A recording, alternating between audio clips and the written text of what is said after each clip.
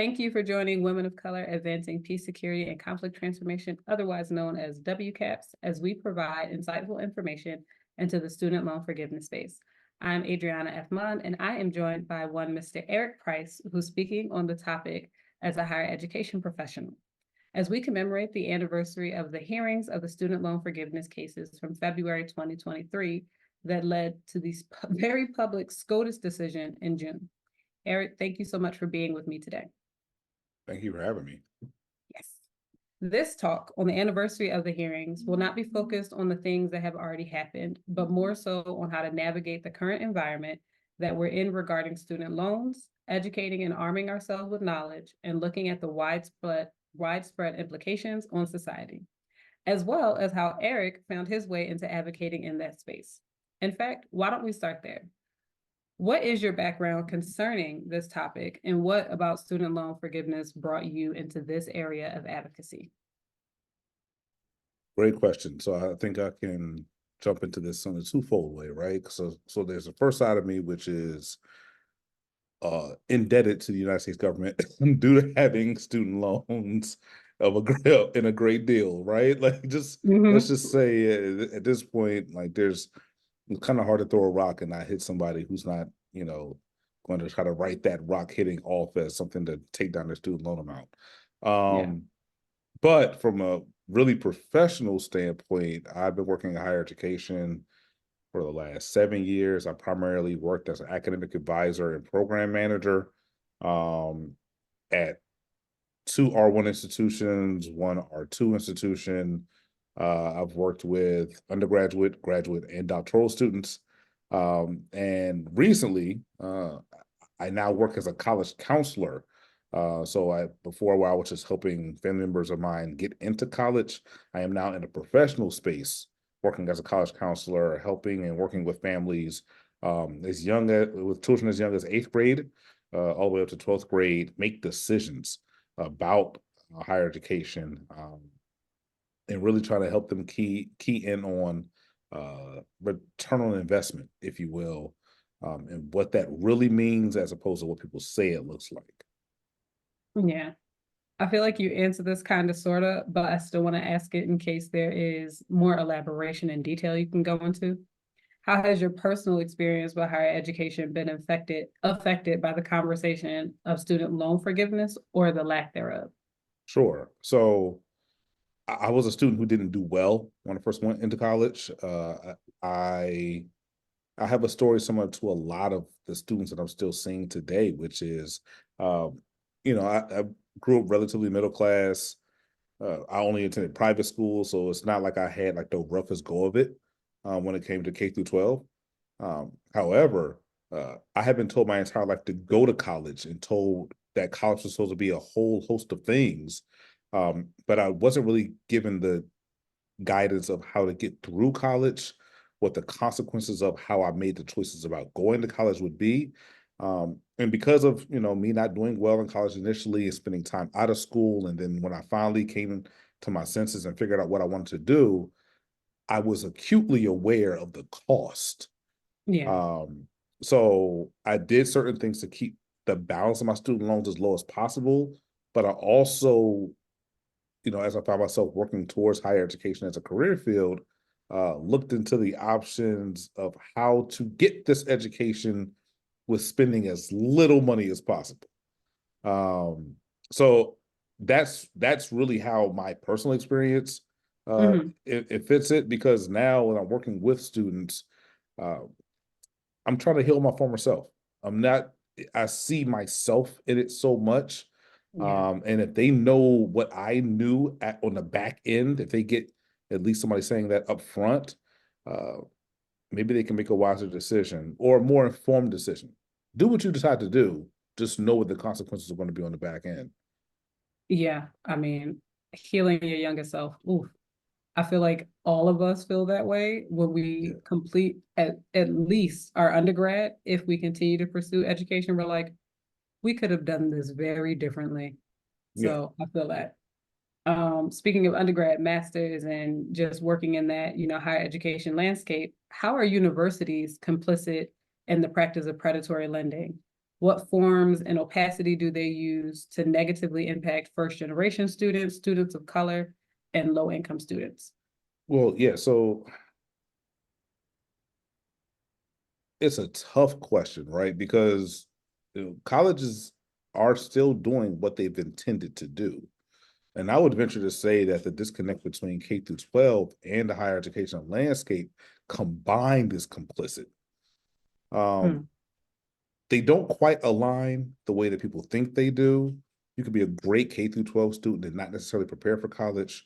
Uh, the allure of the potential of a full ride and the things that people do in K through Yeah. 12 to get full rides, not realizing that full rides are almost non-existent, and they have been for a while, right? We hear a lot about athletes, right? Yeah. And colleges will allow that narrative to kind of be there. Um, they're complicit in not focusing more on the all-in cost of attending a college.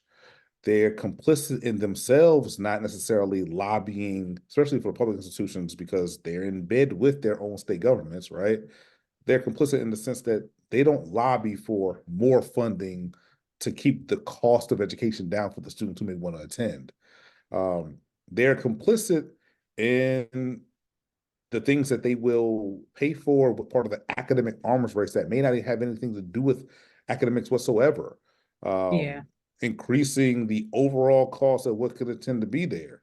Um, there are schools that have lazy rivers built on their campus in the shape of the school logo. There are schools The that have, miscellaneous fee. yeah, the way that the student activities fees are spent or used. Um, there are some schools that guarantee housing, right? But then there's other schools where it's like, oh, well, after year two, there's no space for you on campus. And that's also understood to a degree, but at the same time, that may not be the option for somebody who is first generation, low income, et cetera, right? Mm-hmm. So, it starts primarily, you know, we understand education's a business. We get it. But it starts primarily in because thinking about who your primary base is and what's going to be to the benefit primarily of that base. And I tell my students this all the time.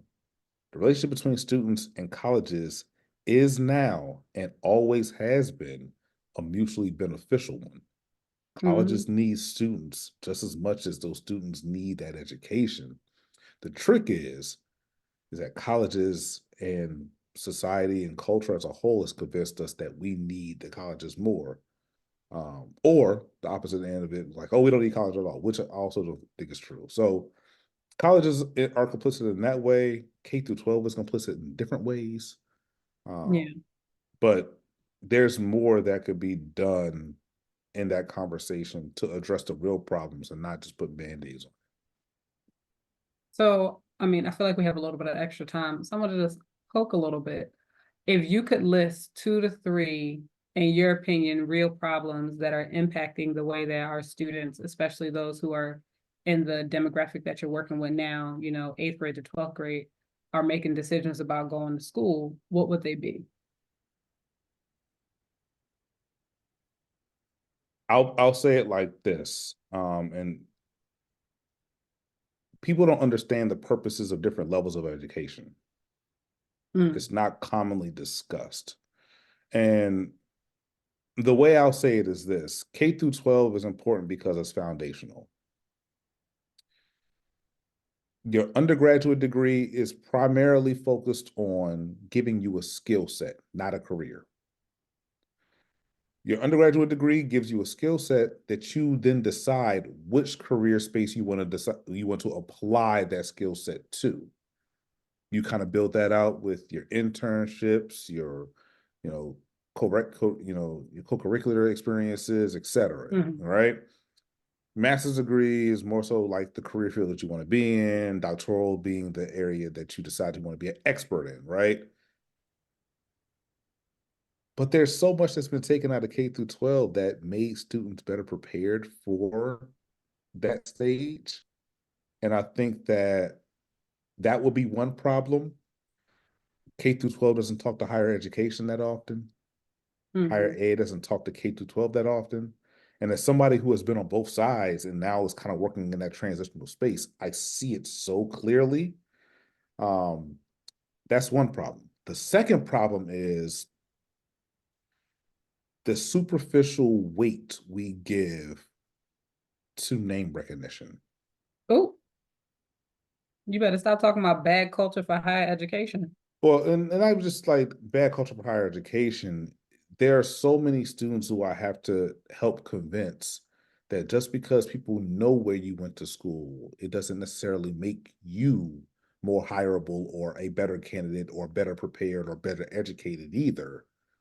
I'll get a little bit more personal with it. Uh, there are some schools of different categories, and there's the students or alumni of those institutions.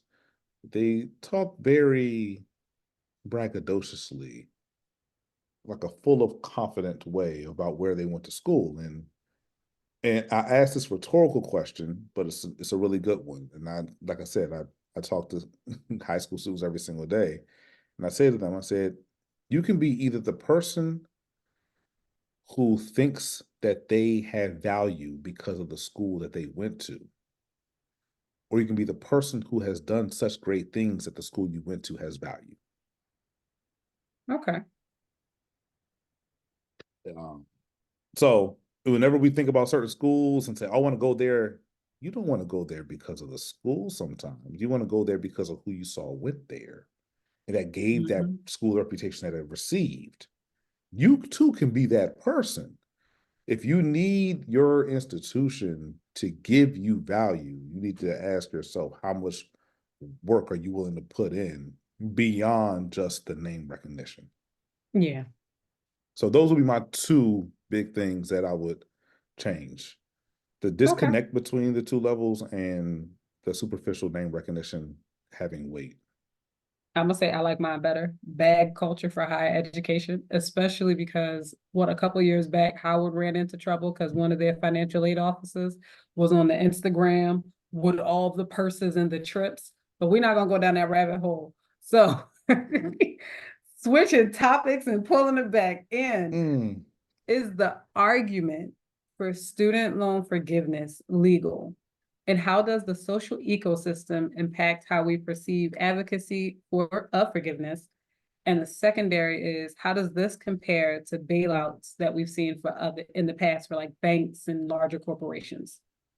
So the awkward thing is that the answer to the question is depending on who you ask, but that's also like a trash thought process, right?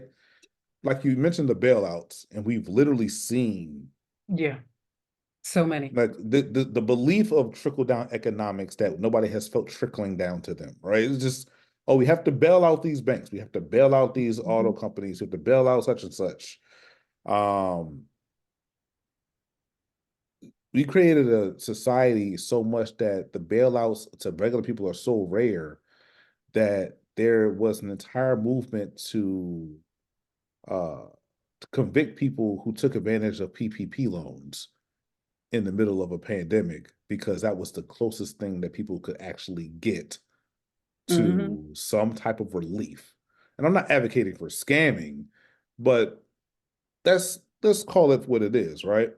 So when we think back to like the actual decision from a year ago, I think people, don't really understand how the cases came to be, right? And I think that really impacts it a lot.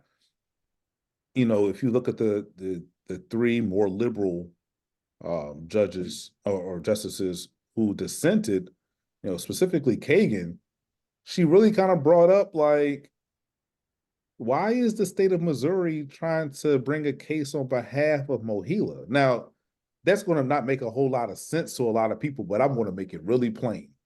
Mohila, I believe, stands for the Missouri Higher Education Loan Agency. Don't quote me on it, but that's relatively what they are. They are a government entity that helps services all the loans for people that live in Missouri, right? Nope, but they my loan provider. They everywhere. Oh, see, okay, there you go. Boom. But what I don't understand is that the reason that they said the state attorney general in that case lobbied the case to the Supreme Court or sued against, Biden's plan was to say we created this whole agency and we funded it and built it out.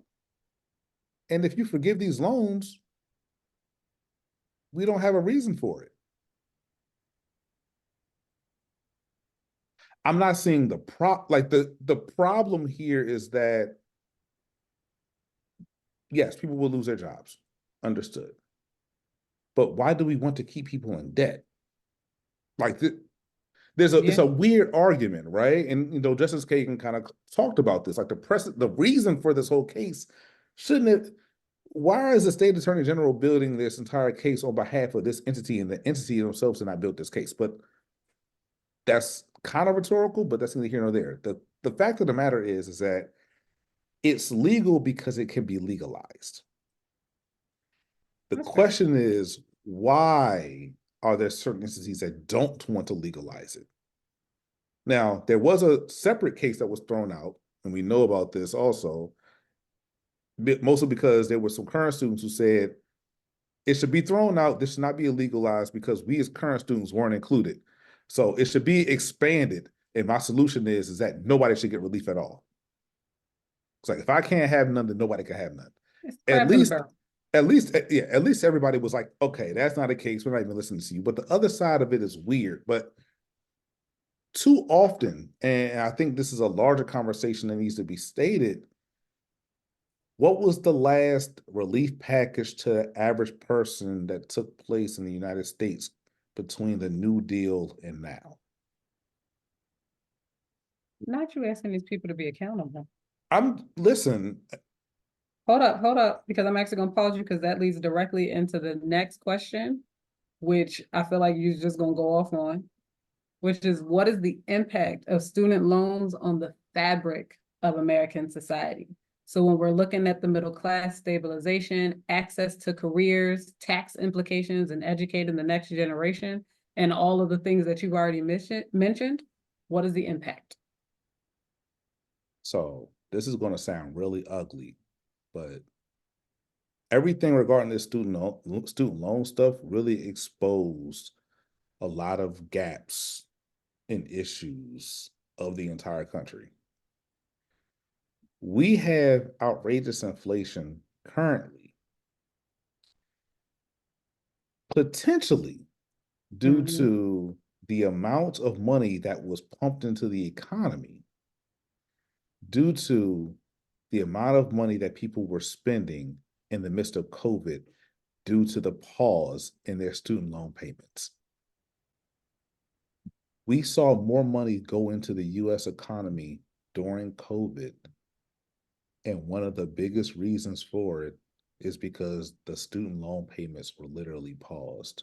There are people who literally in the process of buying their homes, who typically, when you're buying a house, speaking from firsthand perspective, when you're buying a house, they look at your student loan balance and they divide it by, I believe, 10%, and they factor you into paying that much per month to see how much house you can afford. And if you bought a house in the middle of COVID, they knew you weren't paying it. So many people who were doing mortgage loans took that number out of the equation. You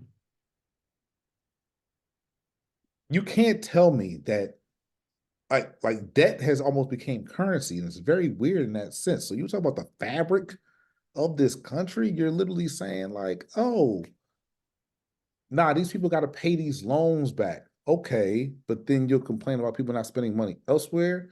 I just, in my head, and that's non sequitur to the main point, right? That's just like a way to like explain this. But truthfully, it kind of goes back to that point where I said it's a mutually beneficial relationship between the students and colleges. The colleges can't exist without without the students, and the students can't progress without the degree. Both of those entities, the everyday person who wants to be educated to go into a career field, and the colleges, are essential to the entire American project.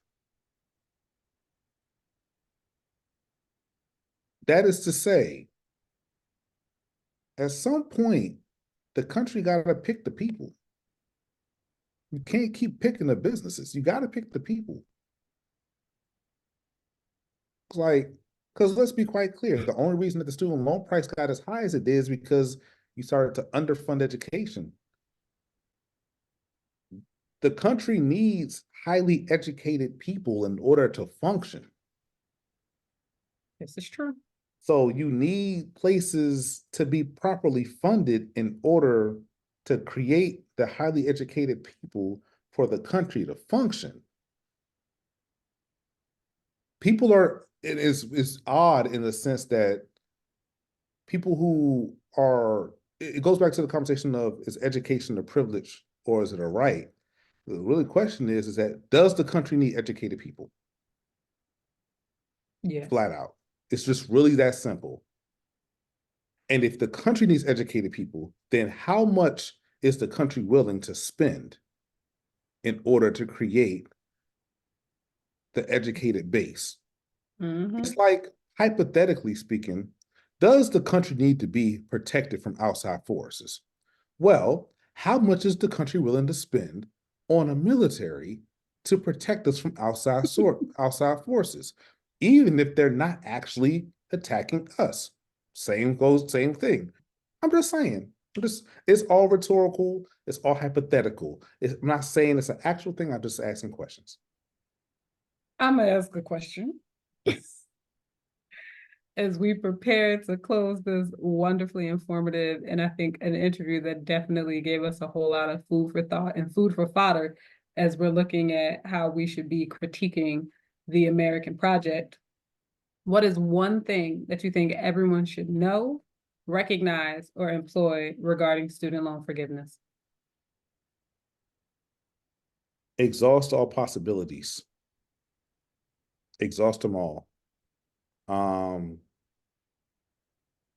We don't research enough. And that's not to say that the research is going to fix the issues, but we don't research enough. Got Google at our fingertips and don't use it well. Listen, if Google at your fingertips is great, but if you don't understand how to formulate the questions, you can't put them into the search engine to be able to figure out what you want to know the answers to. Mm-hmm. And I bring that up, right, because the state of Maryland, which I happen to live in, right, there's an actual grant. There's loan forgiveness grants. They give you back money for paying down certain levels of interest every single time. There's even a first-time homebuyers grant where that if you have paid off all but like $40,000 of your student loans, they'll take the rest of that and flip it towards your first-time down payment on your house. Well, all right then. Yes, and I can't say factually it's happening in other places. There are people who have been creating things legislatively to try to help flip that over. There are some situations where you can do like there's a whole cash match thing with as far as with your 401k with how much you're paying towards your student loans. Relief is not going to come easy. It's not going to come quickly overnight. And I guess the best way I could say this is that get involved civically. If you have kids, what would you want your parents to do for you right now to better position yourselves? What would you want your kids to know in making those decisions? How would you make them more informed? How do you talk to your entire community about some of these issues? Mm-hmm. I think the currency is the community at this point. You have to lean on each other. We have to research. We have to be involved civically. Without those three things, let the golden handcuffs continue. Yeah, that's fair. That's fair and sad. So this information will most certainly leave here and positively impact so many folks in our community and in the larger community of folks who are looking into what is student loan advocacy, right? I think a lot of people don't even know there's a whole field of people who this is their job. They're just looking into ways to get you access to resources, information, and to lobby to get you relief. So are there any last words of wisdom that you want to impart to the peoples? Yes. Um, I, I'm going to say it again. Community is currency. We need each other now more than we ever have. This entire student loan conversation, we are all a community of people in debt. Yep. As sad as it is, we have to figure out how to pull together resources, whether it's physical resources, mental resources. We have to get back to a place where we're learning how to support each other because we're all under this same thumb. Yeah. For those with children, lean on the resources in their schools. Ask who's talking to them about what. Ask who's getting on them about scholarships so that they don't have to deal with those things going in. Look up what a 529 plan. Call up Gerber. Figure it all out. Like I mean, listen. Exhaust all possibilities. Like the Yeah. question goes back, like, what would you not do for those Yeah. that you care about? And this is a thing that has been. It's going to get increasingly worse. I'm literally looking at the cost of education of the schools that students that I'm working with have gotten into. I got students who got 120,000 in scholarships and still have to pay 160. Like this is a Wow. thing that we really gotta get ahead of. I'm trying to tell Yeah. y'all. And mind you, that is a public institution that I'm talking about. It's out of state cost. That's not a private school. It's All I'm saying it's is, it's ugly out here and we need each other badly. all I'm saying is go out of the country. Um, Thank you again, Eric, for your time. And for those who tuned in to engage with this conversation, please return later this afternoon for another conversation that highlights another aspect of student loan landscape with the illustrious Alpha Taylor. Once again, Eric, thank you. Thank you for those who tuned in, and we'll see you next time.